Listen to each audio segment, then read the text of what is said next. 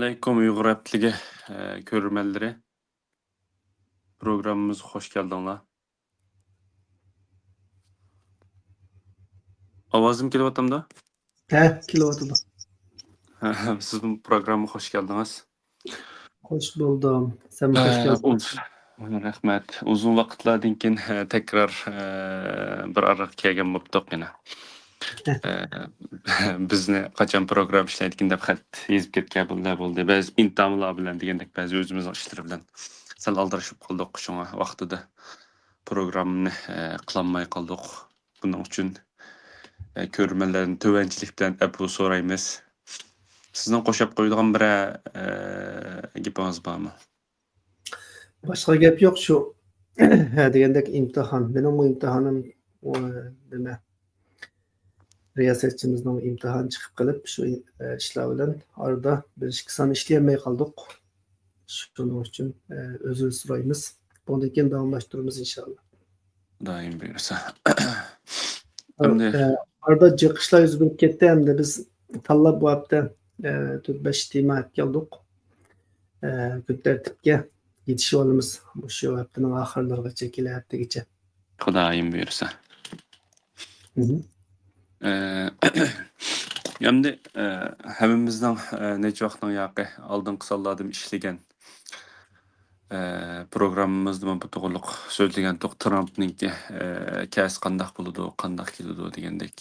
Nimalarni ekiladi degandek.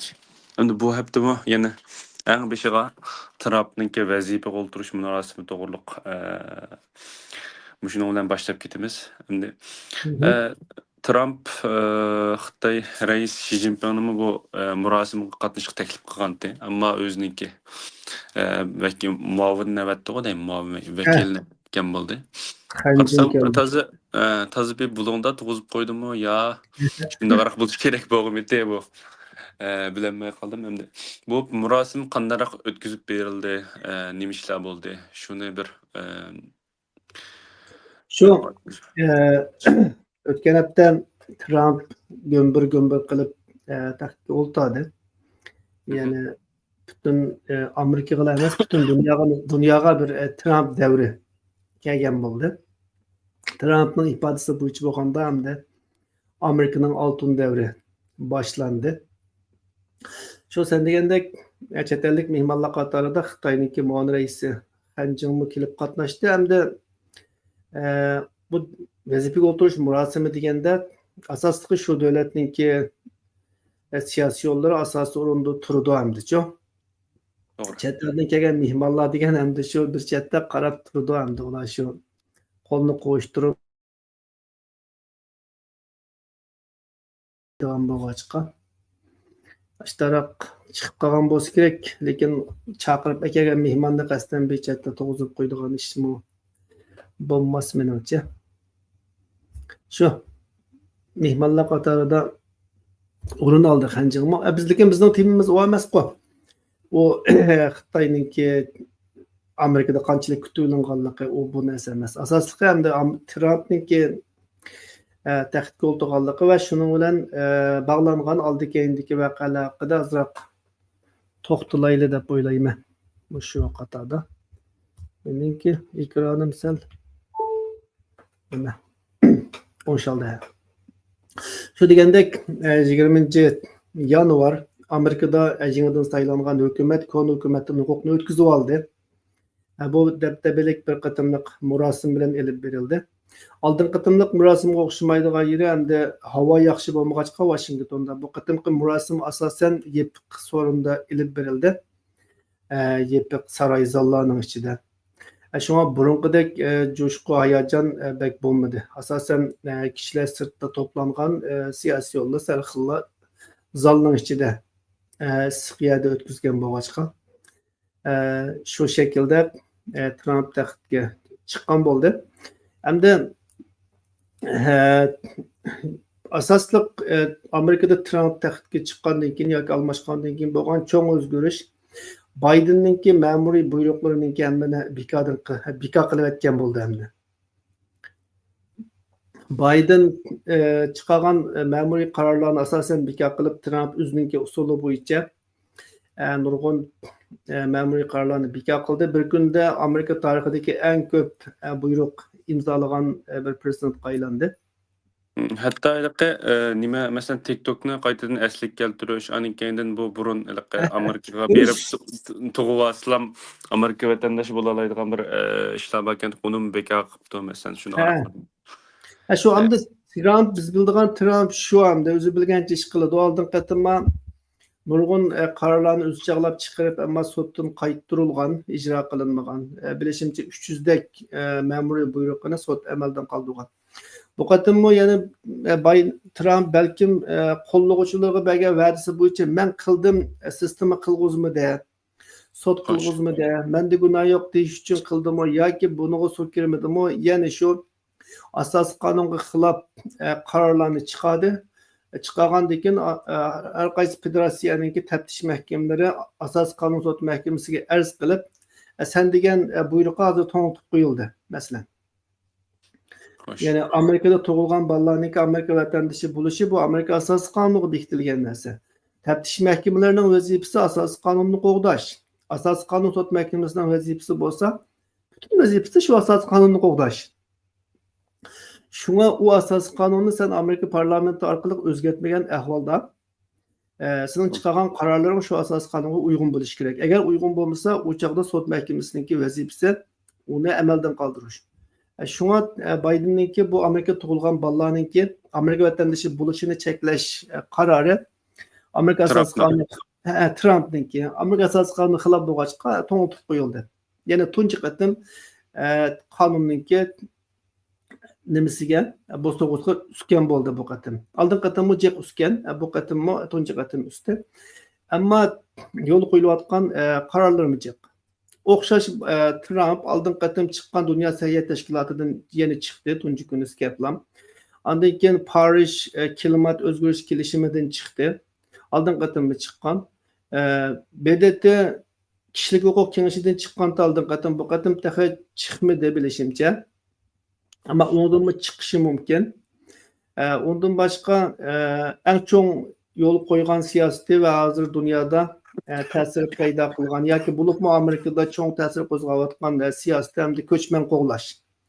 Kanunsuz köçmenlerini qoğlaş siyasetine hazır yol koyup normal sakçı kısımlarına hazır armiyanı mı yardımcı evetip her bir ayrıpılarla bilen başka devletlerge insanlarını yol gösterivatıdı. Yani keng ko'lamda ko'chman o'g'lash harakati demdik. Ko'chman o'g'lash harakatini başladı hem de Amerika'nın içinde. Ko'chmanlarni tutib, o'zining davlatiga harbiy aeroplanlar bilan xuddi jinoyatchiga o'xshash qaytarib o'tishga o'tdi. Bu Trump'ninki gümbür ovoz chiqarayotgan siyosatlardan biri. Ondan boshqa Trump bu qatim eng ko'p kishilarningki diqqatini tatqan ve güldürmame çıkargan sözlerini kıldı. Mesela Kanada'nı 51. ştat kılıp koşuvulish, ondan keyin Greenlandni Daniyadan setilish deganga o'xshash. Bu gaplar hozirgacha talash tortish qilinyapti. Kanada biz mustaqil davlat Amerikaga qatilmaymiz deb ifodalarni bildiryapti siyosiy yo'llar. Daniyaning bosh ministri ait qattiq gaplarni qildi. Greenland setilmaydi. Satıldığa emas u debchi. To'g'ri. Ammo Trump men setib olmayman deb ching turaveradi. Boshda bu chaqchaqdek bir anglangan kishilarga, ammo buning keyinida jiddiy bir siyosiy g'araz, siyosiy maqsad borligini ko'ryapmiz hozir. Ondan başqa Panama kanalını Amerika qaytarib olamiz deyapti. Onu 90-yillari Amerika Panamaga o'tkazib bergan bir kanaldi. Harbiy jihatdan idora qilgan burun Amerika bir mezgil. Endi onu yana qaytarib olib bo'lmasa Xitoy bu yerlardan mallarni bemalol o'tkazib Panama bizningki kemalarimizdan, mallarimizdan jiq bajelib bizga ziyon selyapti. Shuni biz o'tkazib olamiz deyapti. Yana debdebelik amacık ahmiyeti yok gaplardan biri Meksika boğazının ismini Amerika boğazı o'zgartirmay deyapti. Simvollik bir narsa. Onu Amerika boğazı desangdan bo'ldi, Meksika boğazı desangdan bo'ldi masalanchi. Xuddi o'tir sharqdagi Paris qo'ltiqini arablar Arab qo'ltiqi deb turgandek, Parislar Paris qo'ltiqi deb turgandek bir gap hamda ism talishi. Bu yerda mohiyatlik manfaat yo'q. Nima qilishdan boshqa, dabdaba qilishdan boshqa. Yana bir diqqatimizni tortgan narsa, shaxsan meniki, Trump Xitoyga jiq hayvat dabdaba qilaman deb kelib, lekin hozir Xitoyga kelganda biroz bo'shab qilyotdi. Xitoyga 35% tamojna beji qo'ymay, 50% qo'ymay, 60% qo'ymay deyapti. Hozir shu 10%ning gapini qilyotdi. Umid nimada emas, kun tartibda emas, Xi Jinping bilan ko'rishishga tayyorlik qilyotdi. Ko'rishishga nima qilyotdi. Sen degandek TikTokni Amerika parlamenti o'tgan 4 yildan buyon Uyg'urlar qatnashgan nurg'un guvohliklar, suhbat yig'inlarini berish orqali aran cheklab bir qonunlarni tuzib bir yerga kelganda aran bir kun 2 kun cheklagan bo'ldimi? Ha. Cheklanib Trump unadan shikoyatlikmi yana yo'l qo'ydi. Yani Amerikaga setishga majburlayman deyapti. Agar yerimini Amerika şirketlerden biri setib olsa o chaqda yo'l qo'ydigandan keyin deyapti. Ya'ni Xitoy bilan savdolashib yarashishninki bir xil kuyugi tushgandek. Shundan boshlamoqchilar. Umuman qilib aytganda hamda shu bo'layotgan davolg'ishlar bu Trump kelgandan keyin taxtga chiqqandan keyin.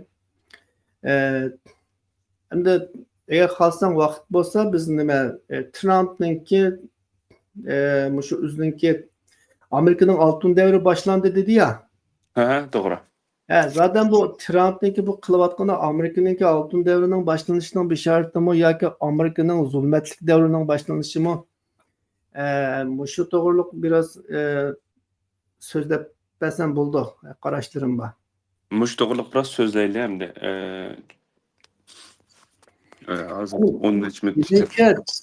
Menimcha shaxsan Trump'ning qilayotganlari hozircha qilmoqchi bo'lganlarininki aksicha unum beradigan bir ish. Chunki Trump Kaplan o'zining qo'shnilari bilan urushga boshladi. Mesela Meksika bilan, Panama bilan, Kanada bilan. Endi biz 50-chidimi jehdaymiz bu gapni, qo'shni bilan urushgan, qirishgan odamniki bak ishi yaxshi bo'lmaydi hamdichu. Uz kun ko'maydi mundaq aytganda. Agar sen Iroqdagi dushmaningni yengolmadsan, cho'qim yaqindagi qo'shning bilan ap o'tishing kerak. Uningga balki ozroq manfaat o'tab ketishi mumkin, ammo chidishing kerak hamdichu. To'g'ri. Qo'shnaning to'qisi uyanga kirib olib, ancha-muncha dollaringni yeb oldi deb qo'shning bilan urushsang, Iroqdan dushman qaroqchi kelgan vaqtda qo'shning seni qo'g'dimaydi-chu. To'g'ri. Ammo qo'shnilarning o'ydagi g'azdiriga unchalar kirishib olmasang, qo'shna hatto uy vaqtini tashlab boshqa yerga ketsangmi qarab qo'ydi hamda. Shunga agar Trump Xitoyni Rossiyani tiz buktirmay desa, undaq uning qildigan ishi oldi bilan qo'shnilar bilan ap o'tish. Amerikaningki atrofdagi davlatlarni yeniga tortish, Yevropani yeniga tortish bo'lishi kerak. Ammo afsus u Kaplan Kanadaga 30% bosh qo'ymay, Meksikaga 50% bosh qo'ymay, Yevropa NATOga pul chiqarmadi, uni chiqarg'izman. Olmay qolsa Yevropani tashlab o'taman, o'zimizni qo'g'dison, menim deb qo'g'daydi ekanman deganga o'xshash bir xil hamda korxonchi tipidagi zihniyat bilan davlat boshqarishga boshladi. Korxonalar shundoq bo'ldi hamda, masalan, foyda chiqqan bilimni, foyda chiqqan proyektni saqlab qilib, foyda chiqmaganini tashlab o'tadigan gap. Ishchi xizmatchilarni bo'shatadigan gap, haydaydigan gap, pul topa olganni ap qiladigan gap, pul topolmaganni ap qolmaydigan gap. Bütün ishlarni shu foyda manfaat bilan o'lchaydigan gap. Albatta davlatmi foyda manfaat bilan o'lchaydi, ammo davlatningki manfaati bilan korxonaning manfaati o'xshaydigan narsa emas. Davlat degan ba'zi strategiyalik siyosiy manfaat uchun iqtisodiy manfaatlarni qurbon qilib o'tadigan narsa hamdichu. Ammo korxona undaq emas. Shunga bu Trumpningki bu xil siyosatda yana yaqin do'stlarini ijrolashtirish, Xitoyga, Rossiyaga nisbatan amaliy harakat qilmaslik bu taraflari bence Amerikaninki oltin davri emas. Amerikaninki kumush yoki mis davriga qarab ketishininki bir alomati. Çünkü bayman dep ötkendek eğiz tili boyunca aytgandymı yakınlar bilen münasebetini bozup yiraklıkını yengil olmaydı-çu. Doğru. Bu bir mesele. Ondan keyin Amerikanın xalqara teşkilatlardan çekinişi men burundan dep geldim. Amerikanın acizliğinin alameti.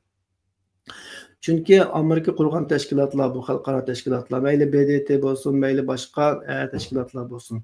Yoki Amerika başçılığında kurulgan teşkilatlar. İnsan nemişki özü kurgan teşkilatdan özü ayrılıp çıkıdı. Yomonlap. O teşkilatı gipi ötmege vaqtda. O teşkilat işığı gelmege vaqtda.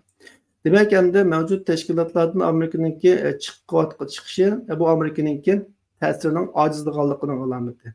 Çünkü Amerika cık pul xərcləşini xalamaydı. Trump'nınki o təfəkkürünü düşünüşkü buldu. Yine deydi o, Xitay 1 milyar 400 milyon 500 milyon nüfusu var. Dünya Səhiyyə Təşkilatı'na aran 4-5 koy pul tapşırdı. 4-5 dolar tapşırdı. Benimki 200 milyon 350 milyon değil. 350 milyon nüfusum var. Ben onun 20-30 koy yoki 70-80 koy pul tapşırma. Bu adalet mi o? Ben şunca olacak pul tapşırsam o az tapşırıp ya da onundan okşaş payda alsa, okşaş mülazimetten behremen bolsa bu kandak adalet buludu deydi Trump'çu. Doğru. Doğru, Soğudik kallası boyunca oylaganda doğru. Amerika adaletsizlik buldu. Ama sen rehber, sen dünyanınki yetekçi küçü, sen başkalarına gibimle anlatmaya desen, başkalarına hürmet kürmeye desen, şu başkalarına çıkarak menfaat bilişin gerek. Birkaç insanlar birilerine hakkı dep yümeydi o. Şu paydık ergeçlik hakkı dep yürüdü.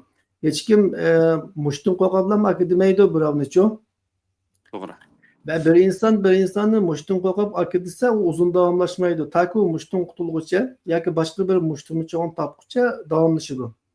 Ama bir insana işçiden hayıl buluşu için, hayıl bulup hürmetlep akıdı için onundan menfaat görüş gerek. Yani gamxorluk görüş gerek. Şundak koy. Doğru. Cek pul xərcləp bəsən, cek yardım qılsan, qiyin günlərdə qalğanda əsqatsan, ondan keyin sana əgişidigan gap insanlar. Bu məntiqə yox yerdən kep qalğan emas. Şu Amerika 2. Dünya Uruşu'da Germaniyani, Rusiyani məğlub qılğandan keyin İtaliyani, Yapon, Rusiya deptimi, Germaniyani, İtaliya, Yaponiyani faşizmni məğlub qılğandan keyin dünyanı qayta quruş vəzifəsini üstüge aldı. Çünki pulusu var. Doğru.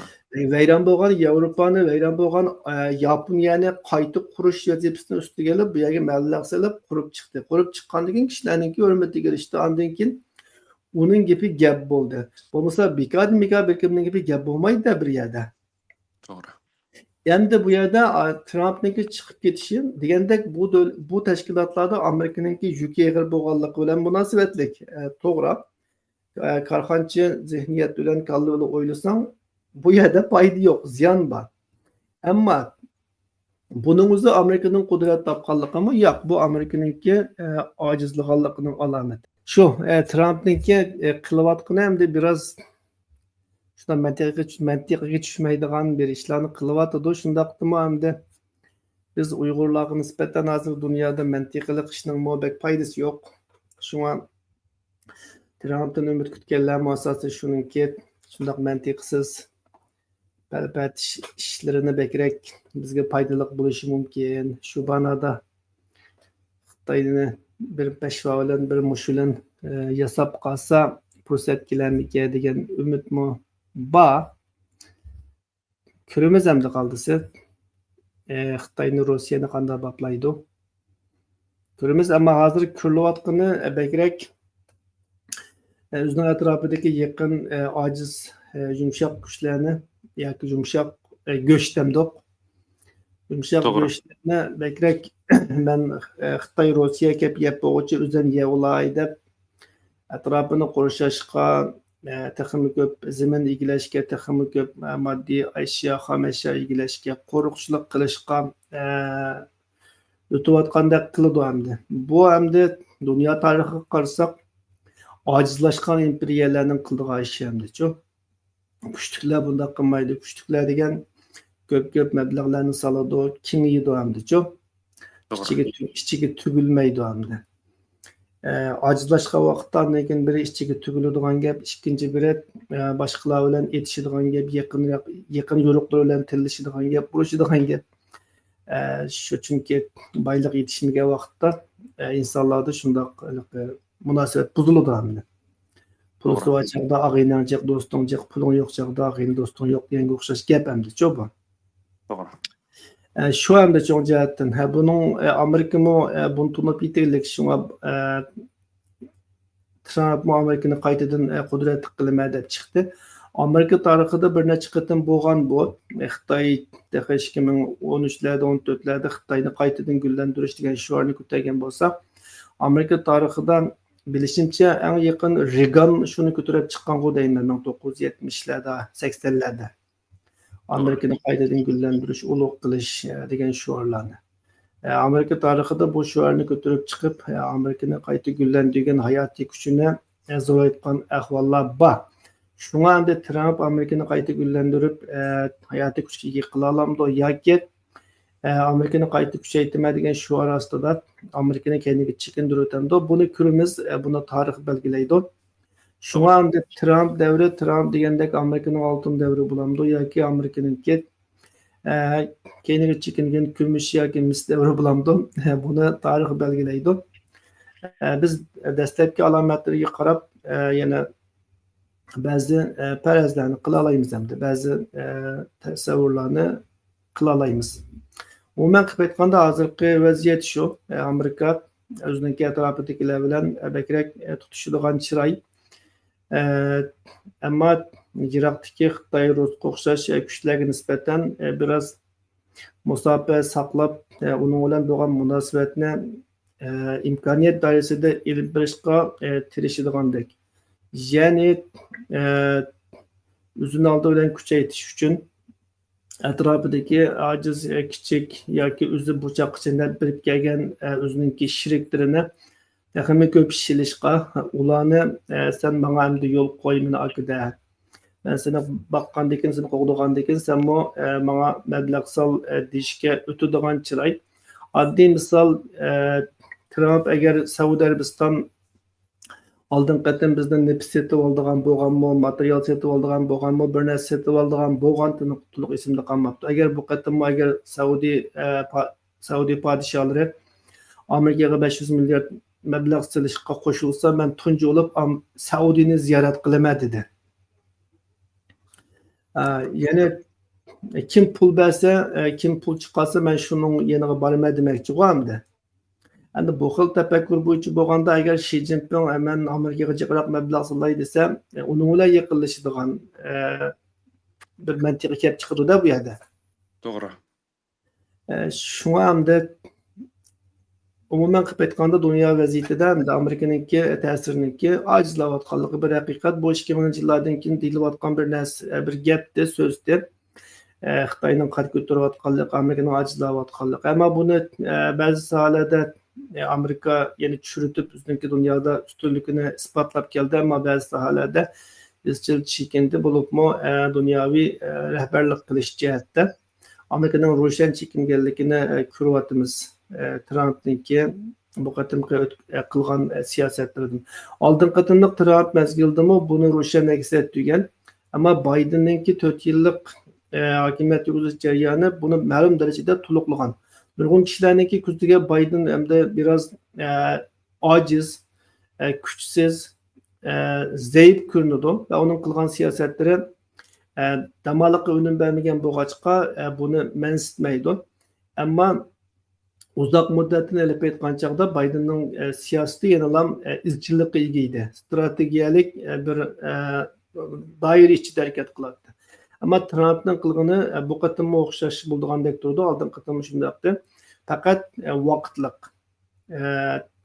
qisqa muddatlik va ma'lum sohaga markazlashgan bo'lg'achqa qarmoqqa yo'ldirmami chiqirdi, yomg'ir yog'amdi, yog'mamdi, aniq emas. Yo'ldirmamisi va yomg'ir yo'q degandek. Ba'zi natijalarni tizlam ko'rsatadi. Masalan, nima Kolumbiyami bir davlatga musofirlar ko'chmalarni qaytursa qabul qilib olmagan deb ulishgan tünügün təhdid selib bugün qabul qılğız demeslenço. Doğru. Aldın qatım Erdoğan'ı bir qo'qitish bilan bir popni qaytirib olib ketgandi. Shunga o'xshash ishlarni tez qila oladi. Ammo uzoq muddatlik nuqtani elib aytgan chog'da u xil narsaniki bir davlatniki taraqqiyotiga, qudratiga qanchalik tuhfa qo'sha oladiganligini o'ylasak, ojiz qolib qoladi hamda. Amerika nima degan bilan bir qudratli kuch. Shunga u butun kuchini markazlashtirib, ma'lum bir yerga qarasa, u yer natija qozona oladi. Muhim bo'lgani bütün güçünü yoki zo'r kuchni sarf qilib ma'lum bir sohada cho'ng natijaga erishamiz, balki hamma sohada natijaga erishish. Ayni vaqtda Sovet ittifoqimi olam qattiq jihatda, harbiy jihatda Amerikadan oldiga chiqib ketgan, lekin universal jihatdan Amerikadan keyin do'qachqa oxirida mag'lub bo'ldi. Bo'lmasa mayli osmonga raketa etishda, sun'iy miroch chiqarishda bo'lsin, mayli atom bombasi yasashda bo'lsin, Amerikadan burungi. Doğru. Şuna ma'lum bir sahada gülleniş yeterlik emas. Muhimi universal sahada gülleniş, davlatniki qudratini namoyon qilish. Amerikaning g'alabasimi mushundan kelgan. Ya'ni ma'lum bir sohaga kuchash emas, hamma sohada taraqqiy qilish. Amerika bilan Sovetniki raqobatida Sovetni mag'lub qilgan narsa dal shu. Masalan, Amerika qurol yarog' musobaqasiga tushdi Rossiya bilan. Rossiya Amerikadan yengilib qolmayma deb, yo'q pulning hammini qurol yarog' taraqqiyotiga sarf qildi. Shuning bilan oxirida boshqa sohalarga xarjlagan pul yo'q.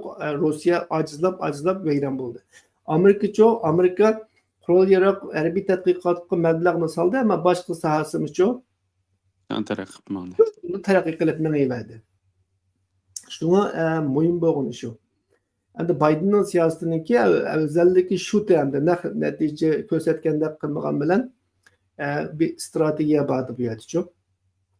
Ammo Trumpnikida bunday bir strategiyani ko'rmayapmiz hozir. Chunki buningida hamda xuddaligi nuqta yetishiga o'xshash, u yerga bu yerga hujum qilib, u yerga tegish qilib şunun bilan bir natijaga erishima degan shaklda bo'lyotdi. Ammo balkim 6 oydan keyin biz taxmi iniq bu manzarani ko'rish, taxmi iniq bir manzarani ko'rishimiz mumkin yana. Trumpning kelgusi 4 yilda nimalarni qila oladiganligi, qila olmaydiganligi, bu 4 yilniki Amerikaning oltin davri bo'lib bo'lmaydiganligi haqida balkim 6 oy, yarim yildan keyingi siyosatlarga qarab bir narsalarni ko'rish mumkin. Doğru. Hozircha shunchalik to'xtalayli. 25 to'xtalib o'tdik. Endi ikkinchi bir savolga kelsak, Isroiliya Hamas bilan urush to'xtatish kelishimi tuzdi. Buni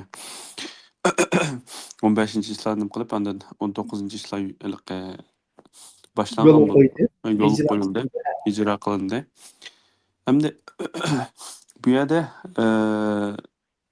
Hamas bilan urush to'xtatilgan bilan, masalan, G'azzada nurg'unligi o'lim yetim bo'ldi degandek nurg'un turmush har jihatdan keyinga ketib qoldi degandek xalqning turmushi. Ha? G'azzada turmush qolmadi ham shunday xosmi demakchi, teg'imi oqiga ketib qoldi. Bu yerdamda bu jihatni aytsak hamda balkim Hamas'lıqqa biraz nim qilgandek bo'lishimiz mumkin, yengilgandek. Ammo bu yerda shuni bir qarab chiqish umumiy jihatdan bir to'xtalib beramsiz. Shu sen degandek G'azzada urush to'xtadi hozir. Hamas oldin qiyli. Onun oldin qiylamdi, yangi yilga kirdik qo'ydi. Shunaqa. 2023-dagi 10-oyda İsrail'e qilgan hujumi bilan boshlangan bu urush 15 oyga yaqin davomlashdi. 15 oy İsrail'e G'azzani bombardimon qildi. Hamas G'azzada tonlarga kirib olib, G'azzaning xalqining keyingi yushurini o'ylab turib 15 oy İsrail'e qarshi partizanlik urush qildi. Oxirida endi İsrail'e 50 mingga yaqin Falastinlikni o'ldirib bütün G'azzani, asosan shimoliy G'azzani yer bilan yakson qilib, lekin o'zining asirlarini qutqizolmadi. bu jihatdan da Hamas esirlerini tutup turishda g'alaba qildi desak bo'ladi hamda. To'g'ri. İsrail'e her qancha qilibmi mayli Hamas Falastinliklarni o'ltirib Hamasni o'zining xalqiga bo'lgan bir ishg'ot ishini qo'lga keltirolmadi. Yani xalqini o'ltirsak, jiq o'ltirsak, shuning bilan bular o'zining xalqiga ishg'otib bo'lsa-mu qo'yib beradi deydigan strategiyasi bordi. Hamas uningga parvo qilmadi. Fidokorlik ko'rsatsin, bizning xalqimiz o'lsin dedi. G'azzaning xalqimi Hamasga qarshi isyon ko'tarmadi. İsrailning bir maqsadi shuki, xalqni ko'plab o'ltirsak, xalq Hamasga isyon ko'tarsa, shundan ichidan isyon ko'tarilib, Hamas so'yuziga chiqsa, bizningki so'ygan piyozdek qilib qolsa, biz uni yana joylasak deb o'ylaydi. Ammo G'azza xalqimi yana Hamasni tashlab etmedi. Hamasga qarshi bir cho'ng isyon g'almimi ko'rmadik. Az to'la qarshi fikrlar, noroziliklar, ba'zi bir namoyishlarni bo'lgandek qildi, kichik tipdagi, ammo cho'ng jihatdan yana Hamasni keyni kelib himoya qilgan bo'ldi. Natijada Hamas İsrailning asirlarini tutib turoladi 15 oydan buyon va Isroilga qarshi Qur'onni tashlamay qarshilikni qiloladi. Mayli yer ostiga kirilib bo'lsa-mu, xalqining keyniga o'tib bo'lsa-mu. İsrail'e to'xtamay bombardimon qildi, xalqni o'ldirdi, binolarni saqlab qo'ymadi, butun dunyoning la'natiga uchirdi. İsrail'ninki tashqi ishlar ministri, davlat mudofaa ministri, bosh ministrlari xalqaro sud tarafidan tutish buyrug'i chiqarildi. G'azzadagi bu qatlam insoniyatga qarshi jinoyat deb bekitildi. Ya'ni İsrail'ninki cheksiga nurg'un jinoyatlar esilgan bo'ldi. Bu urush to'xtamadi. Şunu bilen davamlaştı. Bu uruş to'xtatish to'g'risida o'tgan yili 4. ay 5. aylarda Amerika'nınki aldınki prezidenti Biden'ninki tashabbusi bilan bir loyiha o'tirib qo'yilgan. Bu loyihaga Hamas ma'qul deb, ammo İsrailga ma'qul demagan. BDT xavfsizlik kengashimi buni qo'llagan. Lekin İsrail'e olmay kelgan, chunki Netanyahuga nisbatan Hamasni tartibsiz tugatmay urush to'xtatish bu bir mag'lub bo'lganga tengchi hamda siyosiy jihatdan. To'g'ri. Shunga bu olmay kelgan, ammo bu qatim shu oyninki 15-kuni bu ikki taraf rasmiy urush to'xtatganligini jakoladi. Endi buning to'pisini Biden men qildim dedi, Trump men qildim dedi. To'p talashqanlar bo'ldi. Trump taxtga chiqmay turib, men buni hal qilavatdim deb qo'ydi. Biden buningdagi tashabbusni men o'tirib qo'ygan, shuni men qildim dedi. Kim qildi desak, endi albatta Biden qildi, ammo Trumpningki ta'siri cho'ng bo'ldi. Chunki Trumpning kelishidan İsrail ham qo'rqdi, Hamas ham qo'rqdi. Shunga Trump kelib o'ntay qilgucha ma'qul deydigan yer keldi deyishga bo'ladi. Chunki Biden o'tgan yili 5-oyda o'tirib qo'yib, bu gapni jiguzlanmagan. Asosiy kimga jiguzlanmagan? İsrailga jiguzlanmagan. Shunga hamda bu to'pini Trumpga berish bir qadar kuchli endi xalqarodagi tahlilchilarning fikri bo'yicha aytganda. Nimalar bo'lmasin, hamda Amerika, Qatar va Misrningki yarashtirishi bilan Hamas bilan İsrailga o'rtasida urush to'xtatish kelishimi tuzildi. Diqqat qilsang, bu yerda urush to'xtatish kelishimiga vositachilik qilgan davlatlar asosan Amerika, Misr va Qatar yana. Turkiya yo'q. Chunki biz boshda shu urush boshlanganda, hatto shundan keyingi nurg'un jarayonda so'zlagan programmalarda deb keldik. G'azza masalasida Turkiya jiq g'alaba qilgan bilan, varanchiroq chiqargan bilan ne Arablar, ne İsrailya, ne Amerika bularni xolamaydi dedik. Shundaqmi? To'g'ri. Ya'ni o Turkiyaningki orachi qilib qabul qilmaydi dedik. Amaliyot buni isbotladi. Chunki Türkiye o rayonga nisbatan yadbi davlat hisoblanadi. O G'azzaga, Masjid-i Aqsoga, Falastinga shuncha sahib chiqadiganligini ko'rsatsimi, ammo arablar xohlamaydi Turkiyaningki o rayonda aktiv bir rol o'ynashini. Pul ba'zi xarjlaydi albatta, Albaniya avasi yeydi. yordam berse, yordam kılsa hoş olurdu. Lekin o yerde bir siyasi küçükçe nüfuzga ega bo'lishni xohlamaydi-da. To'g'ri.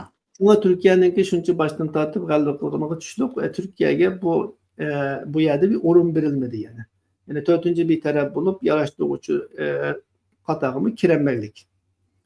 Şuna yana oxirgi hisobda Qatar, Misr ve Amerika. Asosli Misr bilan Amerika.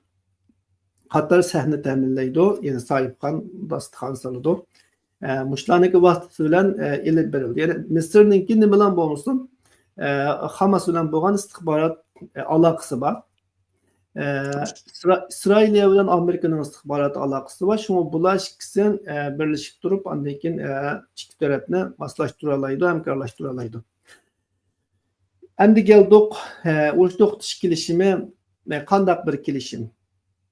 Bu qatorliq urush to'xtatish kelishimi asosli 3 bosqichni o'z ichiga olgan. Dastlabki bosqichda 6 haftalik urush to'xtatish kelishimi, 6 hafta urush to'xtatiladi.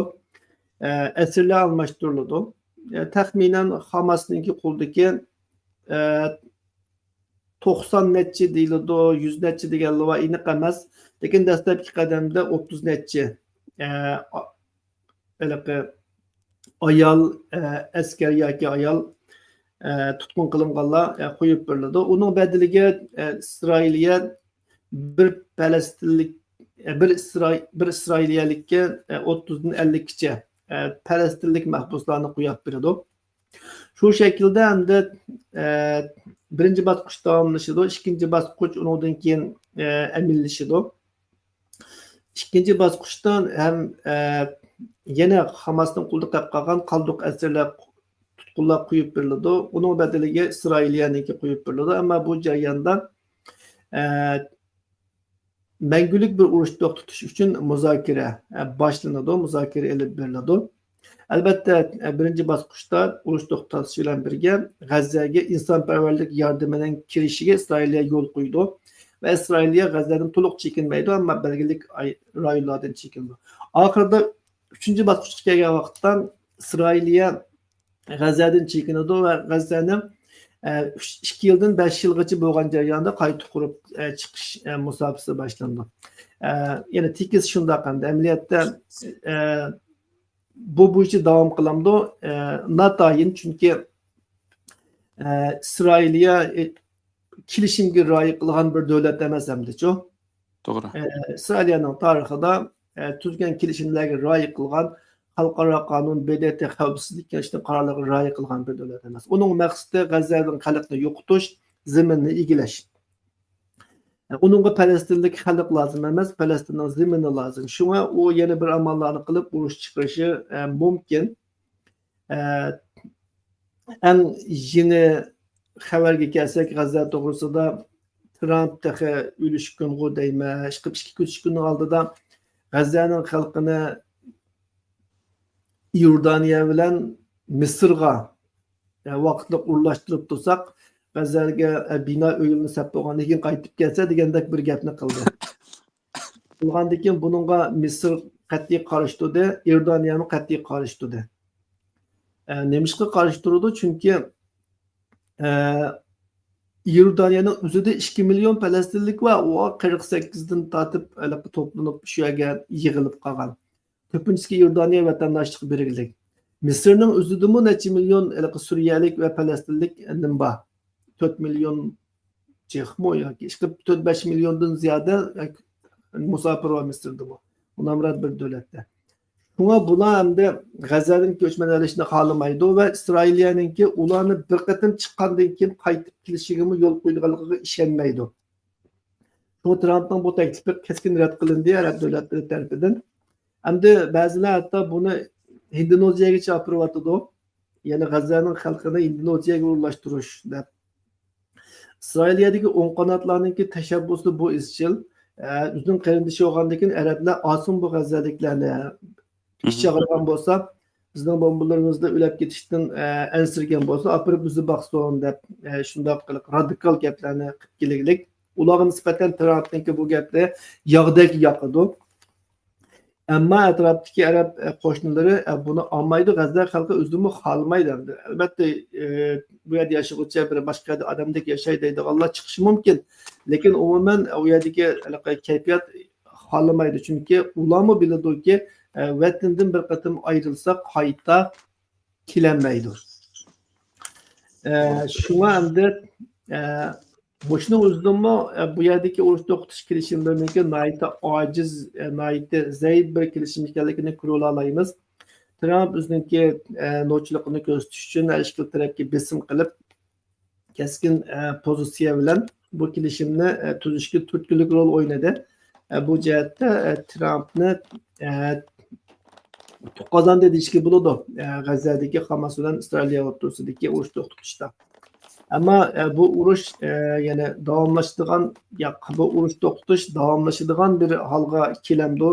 G'azzada bundan keyin yana Hamasning davomli idora qilinishi Amerika tarafdan yoki Isroil tarafdan qabul qilinadi yoki Isroil asirlarini tutqunlarni elib olgandan keyin yani xalqdan keladigan besim tugaydi o vaqtda. To'g'ri. No'dan qaytadan bir bahane bilan yana hujum qilindi. Bunu bilmaymiz. Qisqasi hamda G'azza bu 48'den başlap bazıları hesaplaganda 70 yıl hatta 80 yıl 80 yıldan bu yan dünyadaki to'qinishning merkezi şuna onunki bir urush to'xtatish kelishimida hal bo'lishini atayin çünkü u yerda 2 milyon 2,5 milyon nüfus bor G'azza xalqi. Ular turgan muddatcha Isroil bilan bo'lgan munosabat jiriklishidir, davomli to'qinishning manbasi bo'ldi. Chunki Isroilga Falastinning zimini lozim, xalqi lozim emas. Falastinliklarga bo'lsa Isroilliklarningki o'zi lozim emas, Yahudiylarningki kerak yo'q. Ular o'z vatanini ziminini qaytarib olsa bo'ldi deydi. Shunga bu Trump mundaqla kuchayib hal qiladigan ish emas endi. Urushni to'xtatish mumkin, ammo yana masalalar davomlashidir. Unda bunga mushinchik to'xtalib tursak yana temimiz bor. Yana botir bizga bu ishlar necha yil so'zlaymiz o'lmasak. Endi Iranning Rossiya bilan strategik hamkorlik munosabati bu 7-yil bo'lgan bo'ldi. Endi bu munosabat hamkorlik qaysi jihatlardan hamkorlik qilib berildi? Qanday bo'lyapti endi? Hozir endi Trumpning taxtga chiqishi Ironni eng endişeге salgan ahvollardan biri. Şuna Trump'ın qo'rqib yoki bo'lmasa Amerika Isroilning birlashib kelgusi bir hujumga o'tishidan ensirab İran nayta tezlikda yapılar. Elbette bir qancha yildan buyon tayyorlik botdi hamda, lekin Trump taxtga chiqishdan 3 kun burun İran bilan Rossiya o'rtasida strategik hamkorlik kelishimi tuzildi. İran'daki hozirgi prezidenti Mas'ud Pezeshkian Moskvaga berib, u yerda Putin bilan bir qo'lliq ko'rishib so'zlashib strategik hamkorlik qilishni tuzganlikni jakaladi. Endi İran bilan Rossiyaningki munosabati burunmi quyuqdi. Onun aldığındaki kelishimlar asosida 2001-yilda tuzilgan İran-Rossiya kelishimi bilan davomlashgan yoki qonuniy quroli shu hamda qonuniy ramkasi shu tashkillik munosabatniki. Ama 2022'de Rossiya İran'a hücum uyqum kelib qoldimi oldu. Rossiya Ukrainaga hücum qilgandan keyin Rossiya boshda Ukrainani gömgüm silayotgandek ko'rindi, ammo bir yilga qolmay hasirab qoldi. Hasirab qolgandan keyin İran shuning bilan aka lozim bo'lsin, menda qurollar aytib turamsa deb uçuqsiz aeroplanlarni uni buni avatibdi. Degandek Rossiyaning ishiga yarab qoldi bu Ukrainadachu. Shuning bilan voy bo'lgan gapga bu sen bilan men texnik yaqin hamkorlasha o'kam deb İran bilan bularning munosabati kuchayib ketdi. İran Rossiyaga nurg'un qurol yaroqlarni bo'libmi uchquchsiz aeroplanlarni ta'minlab Ukraina urushida yana Rossiyaniki nimasidan chiqdi hamda ajitidanchu. Shuning bilan bularning o'rtasidagi munosabat allaqachon bir xil strategiyalik hamkorlik munosabatiga 2022dan boshlab kirgan. Bu qatim hamda mushu munosabatni rasmiylashtirgan bo'ldi. Strategik hamkorlik munosabati. Lekin hamda strategik hamkorlik munosabati degan emas, bu ittifoqdoshlik munosabati emas. Masalan, Turkiya bilan Amerika o'rtasidagi munosabat ittifoqdoshlik munosabati. Biri urushga kirsa, yana biri avtomatik kiradi. Ya'ni kirsa deganim hujum qo'shursa. Masalan, Amerikaga bir davlat hujum qildi deylar hozir. Xo'sh. Turkiya Amerikaga hujum qilgan davlatga qarshi hujumga o'tishi nima deymiz endi? Majbur endi. Peshonasiga putilgan majbur endi. Agar Amerikaga bir davlat hujum qilsa, Turkiya urushga kiradi. Turkiyaga bir davlat hujum qilsa, Amerika urushga kiradi endi-chu. Kirishni ro'yi bo'yicha bo'lganda kirishi durur. Ammo ittifoqdoshlik mundaq narsa. Lekin Isroil, lekin İran bilan Rossiyaning o'rtasidagi bu qatimqi kelishim u darajada emas. Strategiyalik hamkorlik munosabati bu birisi hujumga uchrasa, yana birininki jangga kirishini taqozo qilmaydi. Balki shu modda bor ekan bu kelishimda. Agar ikki davlatning biri hujumga uchrasa, yana bir davlat hujum qiluvchi davlatga yordam bermaslik. Masalan, misol olaylik, Amerika Rossiyaga hujum qildi deylik. İran Amerikaga yordam bermaydi. Yoki Isroilga İran hujum qildi deylik. Rossiya Isroilga yordam bermaydi. Yani harbiy jihatdan mushu darajada. Endi buning darajasi ittifoqdoshlikdan jiq tuvan degan gap. Buningdan yana İran bilan Rossiya o'rtasidami yaqin ittifoqdoshlikqa istak yo'qligini yoki ehtiyoj yo'qligini ko'rib olaymiz. Menimcha İranninki albatta bor. Agar İran men hujumga uchrab qolsam sen kel, sen uchrab qolsam men boray desa, İran yo'q demaydi o. Chunki İran hozir Amerikadan qo'rqyapti, Isroildan qo'rqyapti. Lekin Rossiya bundaq bir ehtiyoj his qilmaydi. Ya'ni Ukraina o'xshash urushda birinchi muncha huquqsiz aeroplanlari uning buna ehtiyoji tushgan bilan, ammo cho'ng jihatdan İranninki bir Rossiya hujumga uchrab qolsa, İranninki kelib qutqilishiga muhtoj his qilmaydi o'zini. To'g'ri. Ehtiyoj jihatdan.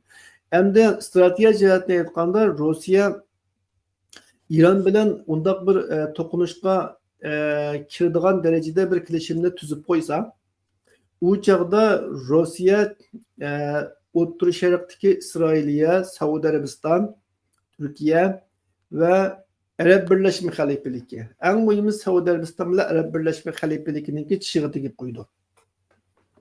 Chunki İran bilan kelgusi urush qilish ehtimoli bo'lgan davlatlar qaysi? Mushu davlatlar ya Isroiliya bilan urushidi İran yoki Saudiya bilan urushidi. Saudiya bilan urushsa Arab Birlashma Xalifaligi avtomatik kiradi shuning ichiga. Shunga Rossiya strategiya jihatdan bularni o'ylash kerak. Shunga İran bilan bu darajada bir hamkorlik o'rnatmaydi. Mushqatimliq kelishimdan keyin bu Rossiya tashqi ishlar ministrligi Saudiyaninki Arab Birlashma Xalifaligininki boshqa davlatlarninki elchilarini chaqirtib ularga tushuncha berdi hatto. Yani xato o'ylab qolmanglar, biz İran bilan tuzgan kelishim mundaq mazmunlarni o'z ichiga olgan. Hargiz bu sizlar bilan bir sizlarga qarshi bir ittifoq emas debchi. Xo'sh. Bu şekilde. Qisqasi endi İran bilan Rossiyaninki bu qatim Trump taxtga chiqishdan 3 kun burun strategik hamkorlik munosabat o'rnatishi İranninki Rossiyaninki bir-biriga bo'lgan buni ehtiyojininki oshqonligini bir-birini erishgisi dunyoda yetim qoldirilgan davlatlar bo'lgandan keyin hamkorlashishning ehtiyojiniki zarurligini bildirdi. Hem İran'ınki bulupmu Rusya'nınki yardımıga xalqınaga mudofaasi ehtiyoji borligini bildirdi. Bu şekilde İran bu xil kelishimni Xitoy bilan 2021 tuzdi. Venezuela bilan tuzdigilik hozirgacha bilishimcha. Ondan boshqa Suriya bilan tuzdigilikda, ammo o Suriyadagi ittifoqdoshi Bashar Asad muloqotdi. Shuni Suriya qo'ldan ketdi desak bo'ldi. Bu şekilde. Undaq olsa bunaqa mushunchalik to'xtalamda qo'shilgan boshqa bir nima bo'lmasa, chunki vaqtim birga berib qoldik. Hamda bizniki ham Uyg'urlarning nihoyat qiziqayotgan boshqalarning ham qancha qiziqdi uni bilmayman. Bizning ajoyib qiziqayotgan bir masala gap ishimiz hamda Kanadaning ko'chmanlar krizisi. Nimeler hükümet anlaştık o demek. Hükümet anlaşkandan keyin Resmi anlaşmadı. Lekin anlaşmadı ama istifa olacak halde 4. ayda saylan bulduğu deyme. Şundan keyin almıştı.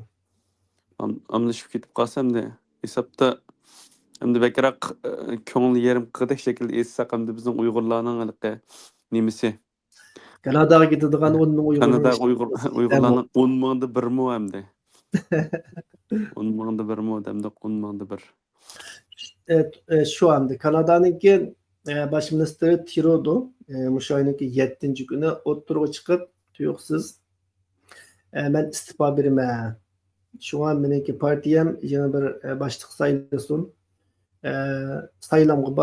Saylamga qatnaşsın, saylamda tutsa ben şunun bilen istifa berip çapınımla elip gitay dedi.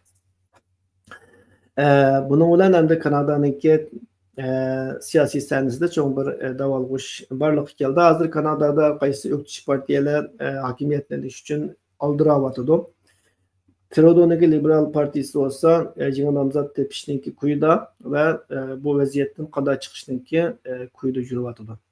Hem de Trudeau'nunki bu halkı kilişigi sebep boğan asası amillardan biri göçmen siyaseti de qarlavatıdı. Yani Kanada'nınki göçmen sistemisi Kanadaga küçük bargısı var kişiler tarafından suistimal kılınıp işleme salgı kep qalğanlığı ve bu tüpeyilden Kanada'da mal bahası şiddetli örlep, işsizlik nispeti eşip, öy icaresi eşip, asası turmuş qiyinchiligi köpeygenligi şu tüpeyilden Trudeau'nunki qo'llash nisbatininki tushib ketganligi tilga olinyapti. Bu yerdagi asosliq hamda ko'chman sistemadagi masala Kanadaga o'qig'ili borgan necha 100 ming o'quvchi yoki necha million o'quvchi yoki Kanadaga vaqtliq sayohat ziyorat uchun borgan kishilar Kanadaga borgandan keyin ular ketgili unamagan. Sayohat vizasininki yoki o'quvchi vizasining vaqti to'shqandan keyin ular Kanadaninki panarliq tilash sistemasiga murojaat qilib, shuning bilan bu sisteminingki ishlamas holga kelishini, cho'kishini keltirib chiqargan. Masalan, misol olaylik, Hindistondan necha yuz ming o'quvchi o'qig'ili bor deb. Borgandan keyin bular Hindistonda bana zulüm var, ya ki Hindistan'a bassam bana ırkı ayrımcılık var, dini çeklim var, ya ki cinsi parakandachilik var da kayıt kılınmadı. Ve panalık talep turu aldı. Şunu bilen bununla panalık verse, Kanada'da kapqagan gap, panalık vermese onu red kılış gerek. Şunu bilen bu red kılış jarayoni nurg'un murakkab bir jarayon, chunki uni sotqa qilish huquqi va ko'chmanlarning red qilingandan keyin shu shaklda undan boshqa qonunsiz turib qilib ketganmaslik bu narsalarning hammasi oxirida Kanadaninki mavjud uy mulk bozorini qiyin ahvolda qo'yib, ya'ni Kanadaninki uy mulk bozori yoki uy mulk korxonachilarininki soldigan uyning soni cheklik. Bu ko'chmanlarning soni ko'p. Shuning bilan uy ijarasi eshib ketgan bir inson ishlab topgan puli bilan uy ijarasini to'layolmaydigan mundaq bir vaziyat shakllangan. Shuning bilan Kanadada insonlarning yashash sifati to'rlab ketgan.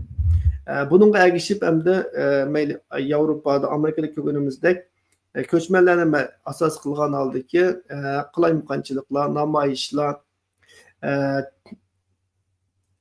cidel macera bu narsalarni olib ketgan. Shuning bilan dunyodagi eng ko'chman jannati, ko'chmanlarga nisbatan intayin keng qursaq deb qaralgan Kanadadami ko'chmanlarga qarshi namoyishlar, ko'chmanlarni yeklaydigan ahvollar ko'rilishga boshlagan.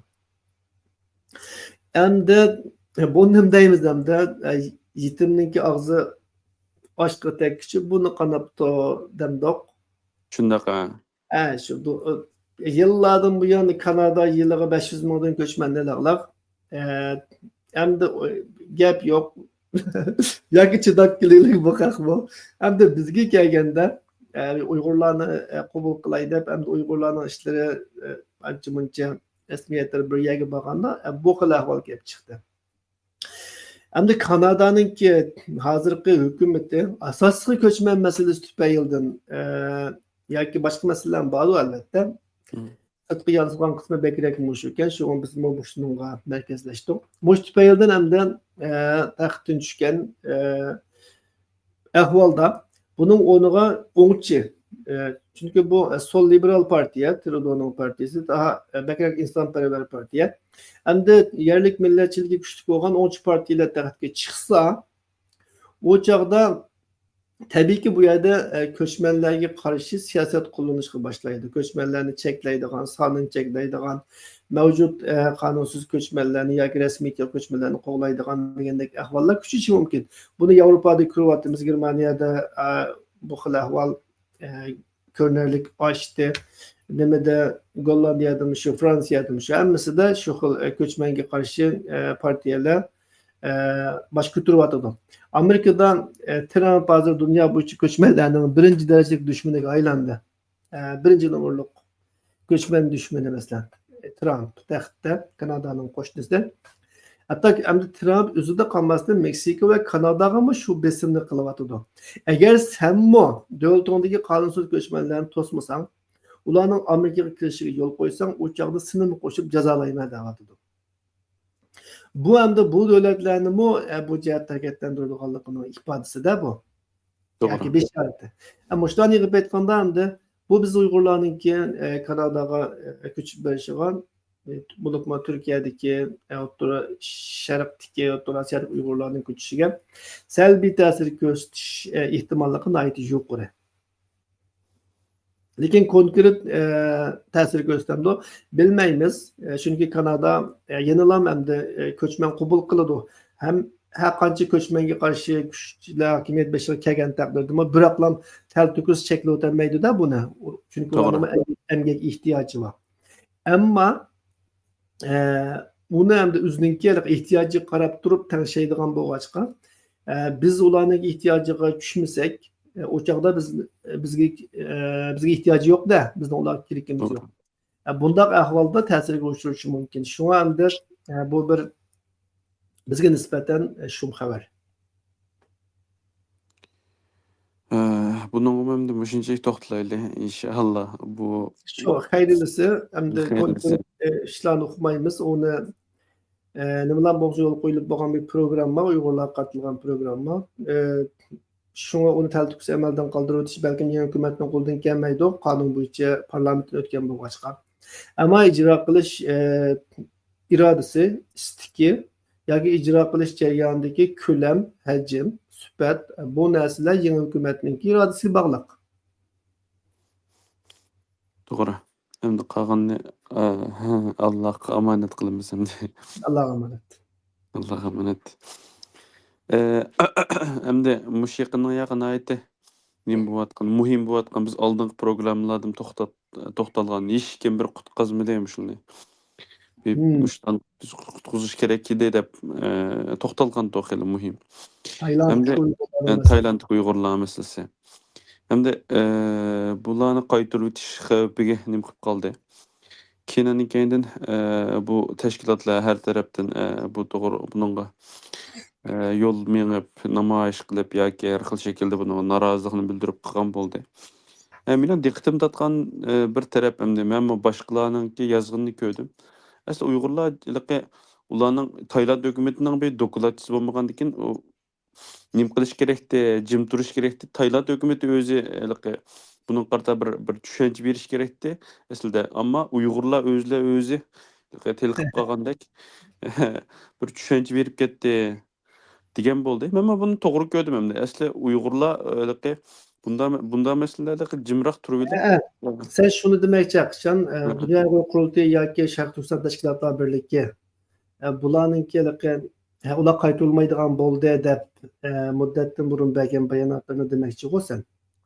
Masalan, uningdan belakmi masalan bir chaqaldalik Davud o'g'li munda ahvol bor deb to'g'riliq qilib gap qilgan bu yerda nim bo'ldi? Ya'ni buni tashkilot oqlagan bo'ldi-ku endi. Asli bu yerda buni Uyg'ur tashkilotlari bundaq ahvollarniki oqlag'uchi yoki dokladchisi bo'lmagandan keyin jim turib ashlarning nimasini kutish kerak edi aslida. To'g'ri. Lekin temaga bak o'tirdan kelib qoldik hozir. O'tir, shunga buni sal qo'yib bu Uyg'ur tashkilotlariniki pozitsiyasini biraz boshdan kelsak, degandek endi bu Taylandda 10 yildan oshdi deymi, 10 yildan oshdi. Vatandan qochib chiqqan Uyg'urlarniki tutulib qolgan bir qismi hozirgacha shu Taylandda turmushda yetayotgan. Bu xabarlarda 48 deyilyotdi hozir hamda. Amaliy son dal shundaqmi men bilmayman. 48 mi ortiqmi kammi. Ish qilib bular ham Taylanddan turmushda yetayotdi hamda. To'g'ri. Xitoy buni bizga qaytarib beryapti. Tayland xalqaro besim bilan qaytarishdan qo'rqyapti. Biz endi qo'yib beryapmiz. Shuncha bir davlat oson devyapmiz. Tayland Xitoyning besimidan qo'rqib uni qilmayapti. Shuning bilan bu qarindoshlarimiz hamda Xitoydan Taylandning zeminiga pasport olmay kirganligi uchun, ya'ni atalmish chegaradan qonunsiz kirganligi uchun bular xuddi bir jinoyatchidek muomala ko'ryapti. Amniyatda Tayland hukumatining bunday qilishi tamamen qonunga xilof. Chunki chegaradan qonunsiz kirgan bo'lsa, ular bir irqiy qirg'inchilikdan, zulmdan qochib kirdi. Shunga BDT'ninki belgilamalari xalqaro qonun bo'yicha bu shakl ularga bunday muomala qilmaslik kerak. Endi Tayland hukumatini bu xil qattiq muomalasini yo'lliqlashtiradigan bir asos ta'minlagan narsa ularninki bularning terrorlikqa bog'langanligi. Ya'ni Tayland hukumatining nazarida bu Uyg'urlar nuqul chegaradan qonunsiz kirganlar bo'lmasdan balki Xitoy ta'minlagan uchurga asosan bular bir terrorlikqa bog'langan xalqaro jihad safariga qatnashish uchun yo'lga chiqqan kishilar sifatida muomala qilinmoqda bu yerda. To'g'ri. Albatta ayni vaqtda bularni shu tuzoqqa tushirish uchun chet eldagi bir qism Xitoyniki jasuslari moslashgan ahvol bor. Masalan, shularniki ichiga Daeshninki qora shahodat tushirilgan bayroqni kirgizib, shu bolalar turayotgan lagerda yoki tutilgan maydonlarda shuni ko'rsatib rasmga tushgan yoki shuni taqatgan shunday ahvol bor. Bu bir Xitoyniki ularni terrorchi qilib ko'rsatishningki bahonasi. Buni qilgan kishilar chet eldagi kishilar. Uni Xitoydan chiqqanlar yoki ular yonchiqda olib chiqmoqlar u narsalarni-ku. To'g'ri. Bu xil insonlar bu jihatda Xitoyniki bu planiga xizmat qilgan. Mushuning bilan uningdan boshqa yana Taylanddagi bir butxonaning portlatilish voqeasi bor bu yerda. Chunki birinchi qatam 100 necha Uyg'urni Xitoyga qaytarilgandan keyin u yerda bir butxona portladi. Bu butxonaning portlatilishini shularning o'ziga emas tutib turganlarniki, ammo shularni qutqizamiz deb yoki chet eldagi shu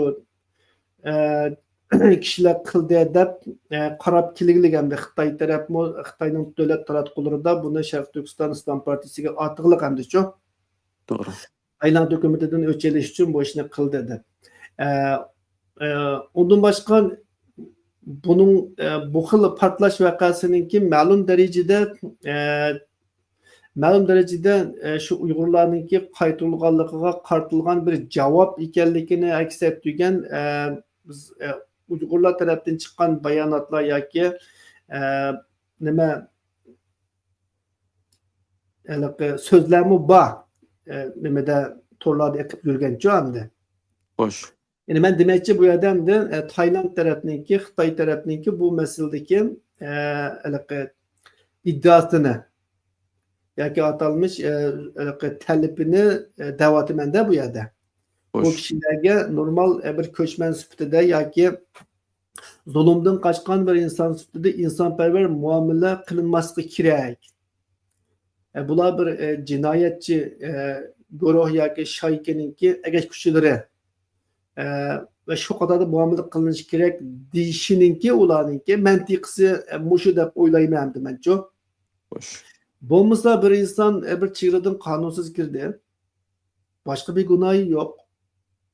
Bunda ahvalda bunu hazırgıçı o balların içindeki bazı kişiler hatta şiddetim kaçıp oldu türmedenço mesela. Yani şunca devlet askerlerini işiltip, armiyanı işiltip tuttu ulanıcı ormanlıklardan uya bu yerde. Bu da için iştigal etti. Netçe kişi uyarda açlıktan ölüp gitti, keselden ölüp gitti mesela türmelerde şu. Bu kadar ulağı zulüm kılıştınki bir ornu yok aslında çok. Bu halkara kanungumu xilaf bir narsa. Tayland'ın üzümü yerim bir demokratik devlet hem de. Tamamen müstabit bir devlet memez.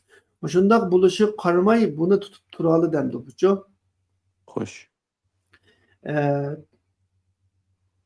Xalqarada boshqa uchinchi bir davlatlarning buni qabul qilish uchun o'ttirg'i tushganligi, ammo Taylandning Xitoydan qo'rqib bermaganligi haqida iddaolar, gap so'zlar bor. Buni biz ba'zi Uyg'ur tashkilotlarimi deb keldi, ba'zi faoliyatchilarmi deb keldi. Ammo men shubhalik endi bu jihatda. Ya'ni biror davlatninki Taylandga bularni qaytirib biz alamizda kuchli bir kuchli aralashganligiga bek ishonmayman hamda-chu. Xo'sh. Haqiqat ochiq buni yushugan bilan yana masala olmaydi. Chunki hech bir davlat o'ziga nisbatan bexatarlik tahdidi shakllantiradigan kishilarni qabul qilmaydi-chu. Xohlamaydi hamda qisqasi. Hamda bu qarindoshlarimizniki o'zi bilmagan asosda suiqasd bilan mushtaq bir ishlarga majburiy chetildirilgan bir ahvol borda bu yerda. Bu ahvol ularning peshonasiga yoki ularning taqdiriga shu qadar ichinishlik bir holda ta'sir ko'rsatdi. Mening shaxsiy tushuncham. Bo'lmasa bu darajada bo'lib ketmaydi ishlar-chu. Bu darajada bo'lib ketmaydi. Aslida boshda shu Xitoydan qochib chiqqandan keyin ham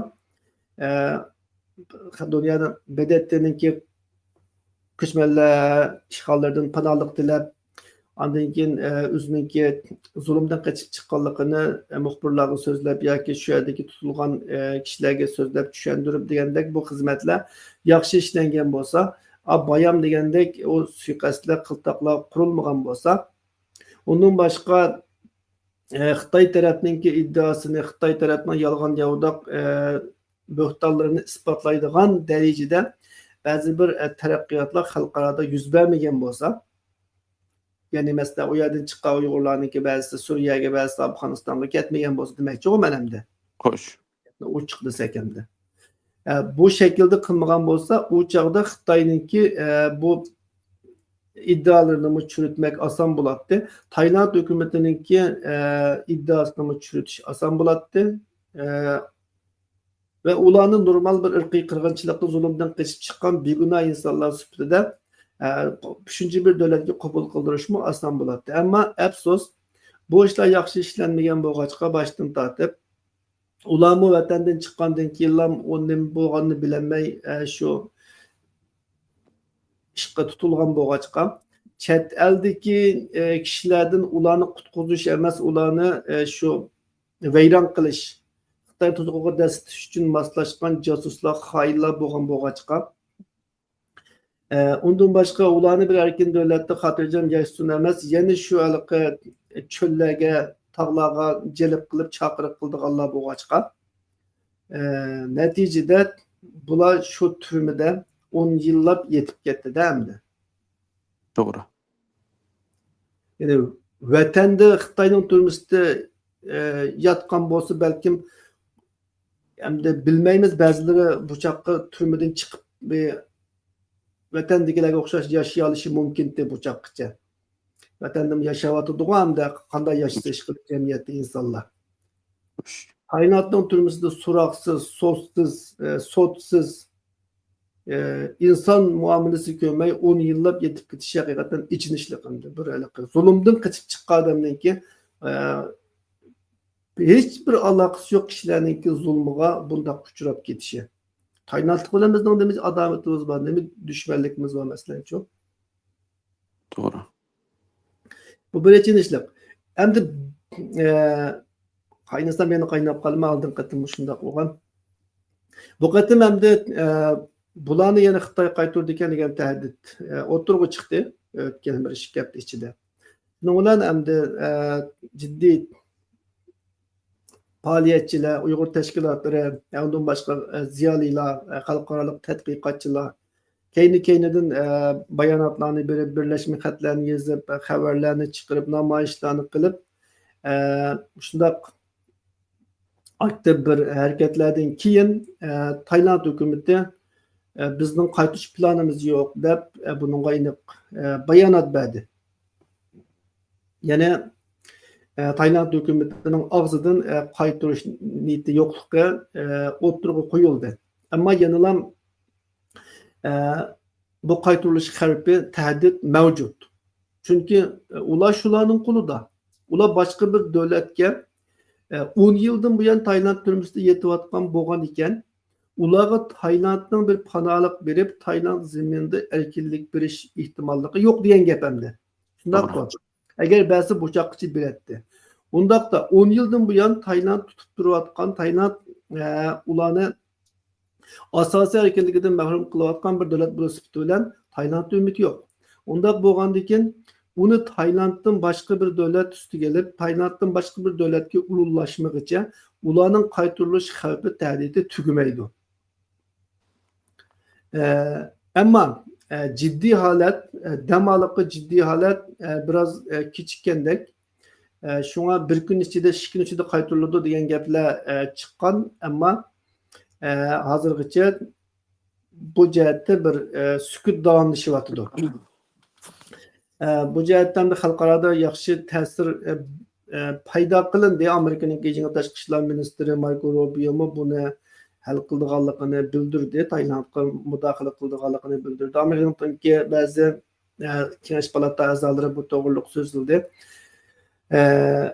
Yani davlat darajasida hamda shu Amerikaningki yeni amaldorlari gap qilgan bo'ldi hamda. Undan boshqa Taylandningki ministrlari bu to'g'riliq ifoda bildirdi. Undan boshqa davlat saviyasida gap qilgan biri yo'q taqa. Ammo sen degandek hamda Uyg'ur tashkilotlarininki buni hal qilish uchun, qo'g'dash uchun ko'rsatgan tirishchanligi mencha aprini aytishga arziydi.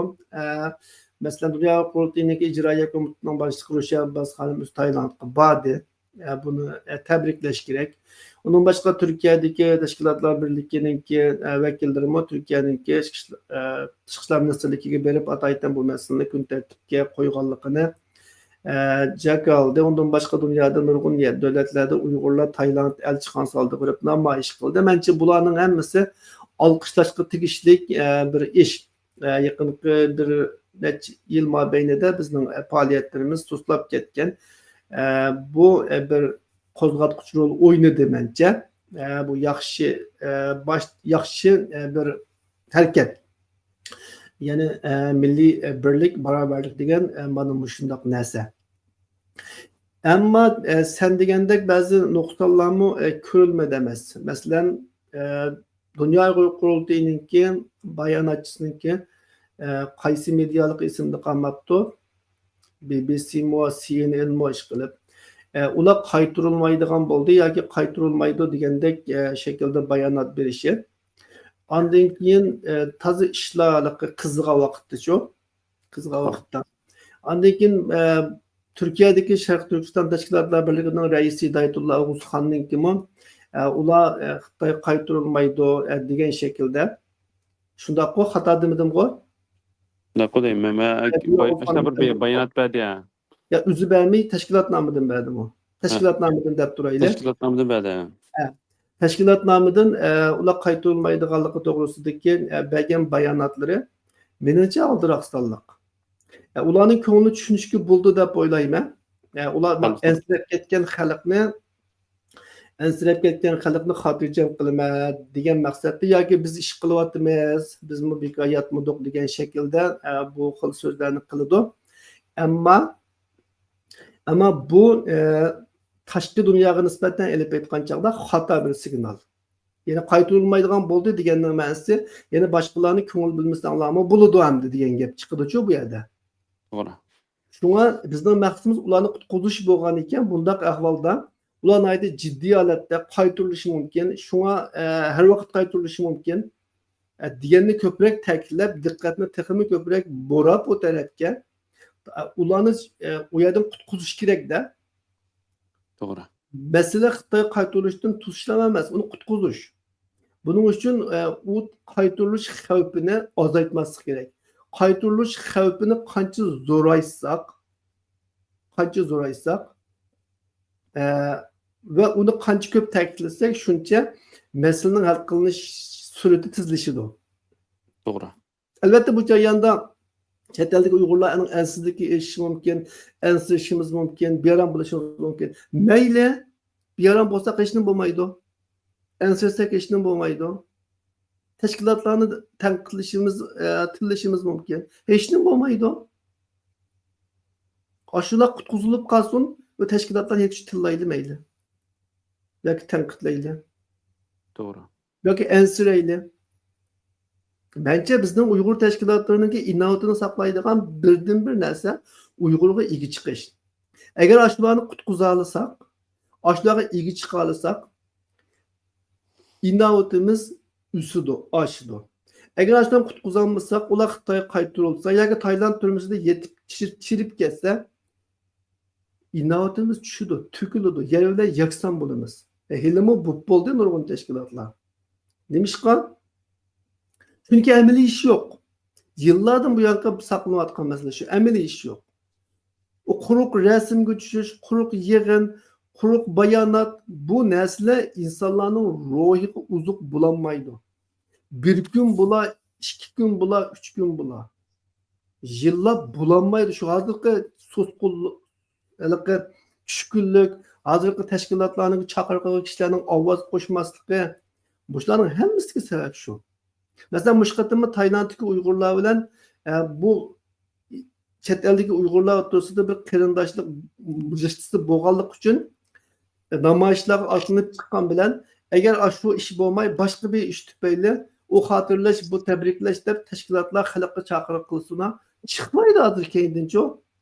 Doğru. Namayişler faaliyetlerine. Şuna muhimi shularning masalasini hal qilish. Agar shularning masalasi hal bo'lsa, u chaqqicha nima bo'lib ketsa, hech qisi yo'q. Ammo shular hal bo'lsin, qaysi tashkilot hal qilsin, shuning inovati eshib ketdi. Undan burun anglagan tanqidlari yoki eshitgan tillari yo'qolib ketadi shuning bilan avtomatik. Chunki natija insonlarni umidga ega qiladi. Gap bir mezgil gollayalaydı insanlarını. Bir mezgil hareketlendirelaydı yoki bir mezgil ilhamlandıralaydı. Ama bir ömür ilhamlandıramaydı. Hazırki asasi mesele şu. Hem de bu hafta müşinçilik toxtulup dursak sualdan bir tügde. Bizni anlap texnikli xatalık çıqqan bolsunmu çıkıp ketmey anlap saxlatılgan qeyrindaşlarımız boldu. Bizni qaçan program işleyişler dep söylegenler boldu. Şundaq qiziq yer kelgende biz azırak imtahonlar sebep to'xtab qoldik. Bundan tövənçilikdən kechirim so'raymiz. Yana davomliq bizni qo'shib, o'zinglarning qimmatli taklif fikrlaringlarni davomli deb turishinglarni umid qilamiz. Kamchiliklarimiz bo'lsa, afu qilishinglarni tövənçilik bilan so'raymiz. Hamsa rahmat. Hammanglarga ko'rishguncha omon bo'linglar. Allohga omonat. Allah'a emanet. Kilasını görüşeyle.